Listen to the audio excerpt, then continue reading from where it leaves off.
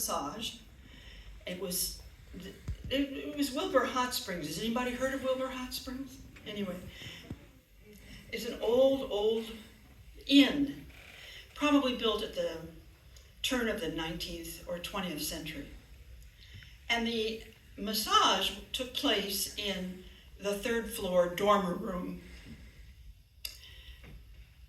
I remember that room. It was hot, it was small, it was cozy, and there was a little window that someone had hung lace curtains on and had opened it. And so when the breeze, that California breeze, blew through that window, those curtains just wafted. It was beautiful. Well, it was clothing optional, and I was not a young thing. I was in my 60s. This was, not a long time ago, but I was an old lady, and I had a big fat ass then, now, and so I was covered up with a sheet. I didn't like the whole idea of being naked. That clothing optional idea. Was kind of getting used to it. My husband was big on it, but and I was a girl who, when I was in high school, living in Manhattan Beach, California, when I walked down the street, the Strand at the beach, the boys would sing, "She's got thighs that jingle, jangle, jingle." That would be me. What boys, they mooed in one of the stories, and in this same. So I was covered up with a sheet, waiting for the massage therapist to come into the room, and I catch a glimpse. In those days, I thought the sexiest thing I'd ever seen was a man in a kilt. That is until I saw this guy come in a sarong. I'm telling you, I'm glad I had that sheet on. So I get one of the best massages I have ever had in my life. He really knew what he was doing. It was wonderful. Massage is over. You know how you can kind of tell the time has gone by. The massage is over, and I expect he's going to walk up to the side of me and say something like they usually say, "Thank you very much, take all the time you need, drink plenty of water, goodbye." Well, he walks up to the side of me, but he doesn't say those things. What he says is, "Do you mind if I ask you a personal question?" Well, he got me at the sarong. So I was fine with any personal question he might have. And what he said was, "Have you ever modeled?" And is this a line? Is he kidding? Big fat me, old lady, big dimpled ass? Is he serious? And I said to him, "You mean like modeled, like those naked women hanging in the paintings over the bars?" And he said, "Yeah, like that." And I said, "No, I've never modeled." And he said, "Well, I'm an artist, and you'd be fun to draw." Whoa, what a thing to say. Then he said, "Thank you very much. Take all the time you need." And he left. Chapter 2. I'm back at my store in Tucson several months later, 3, 4, maybe 6 months later. I owned a little shop at that time called A Glory to Behold, a vintage store on Country Club, just south of Grant. And I'm in the shop, and a woman comes in, a young girl comes in, and she's looking for a dresser because her boyfriend is moving in with her, and she wants a dresser, and I take her through the shop, and I sell her a dresser. And when we're up at the desk, and she's there writing a check, it was before credit cards were so ubiquitous, she's actually writing a check. I chat her up, like, where do you go? What do you do? Where do you live? Have you been in a... Turns out, I say to her, "And do you work?" And she says, "Yes." "And what do you do?" And she says, "I'm the model coordinator for University of Arizona." No shit. I tell her the story. Can I ask you a personal question? Sarong guy story. You'd be fun to draw. And she says, that's interesting. She reaches over, she writes her name and her phone number on a piece of paper, and her name was Robin. I remember it. She says, call me sometime, but you don't have to have any experience to be a model. Chapter 3. 2 years later, I'm modeling.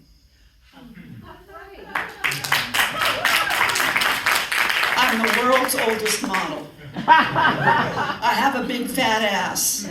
I'm still modeling. And I'm modeling because I want to get used to experiencing myself in that environment. I think it will do something for me. I'm not quite sure, but I keep doing it. So I walk into the classroom, and this particular teacher that I'm modeling for, has anybody here ever modeled? It's not easy. It's hard work. You have to sit in your pose, or stand in your pose, or kneel in your pose, or take a yoga position in your pose for however long the teacher wants you to, and not move a muscle. It's not hard to do, not easy to do. It's hard to do. So I see this, I walk into the classroom and I see this platform in the middle of the classroom. And I figure, well, that must be where she wants me to go. So I go up there, and I don't like modeling for this teacher because she wants 45-minute poses. You strike your pose and hold it for 45 minutes, and it's hell. That's really hard to do. So I decide I'm going to lay down. I'm going to have a reclining pose. So I lay down. I bring my pillows, because I brought a suitcase full of stuff that I could support myself with. So I get up there, take my clothes off, get it all arranged, and, lay down like, a model, like that. And she starts the class, and she says to the class, bing, she rings her little bell. When I do that, you start, and you don't stop drawing until I go bing, that's when you stop. And she says to me, and that's when you can move again. Well, she bings, and the class starts, and the power goes out. Well, it's a small classroom. There had to be about 20 students in it. They all had their easels, and she says, if you can't see, just move in closer. And I'm telling you, I could feel these kids. To me, they were kids. I'm 60-some years old, and they're college students. I could feel them, like this far away from me. I could almost feel them breathing on me. It was hot. It was summer. It was hot. There were no lights, only the light coming through the window. And I started to sweat. But something happened, and I really think it had to do with the heat and the closeness and the tension that I was feeling from sitting there without moving. Because all of a sudden, for me, I stopped being in that classroom.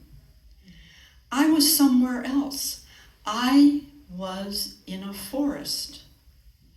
I was in a beautiful forest, like a redwood forest. And the light coming through the windows, to me, it was like the sun. And I was sitting in the sun. And the scratch of the charcoal pencils on the paper, that was the leaves in the forest making a noise. I was like in ecstasy in this beautiful environment that I never in a million years planned on. I never imagined it. It was so beautiful that tears were running down my face. And it occurred to me that these students would be drawing my tears. They were so attentive. Bing! Well, time for me to get up. And as I get up, I realize something. I was a fat old lady that could barely hold that pose for 45 minutes when I got on that platform. But when I got off of that platform, I was a perfect work of art. Yeah. That was fun to draw. And you look at me now, I still am. I have more wrinkles, my ass is fatter, I got more dimples, but I'm still, until the day I die, going to be a perfect work of art.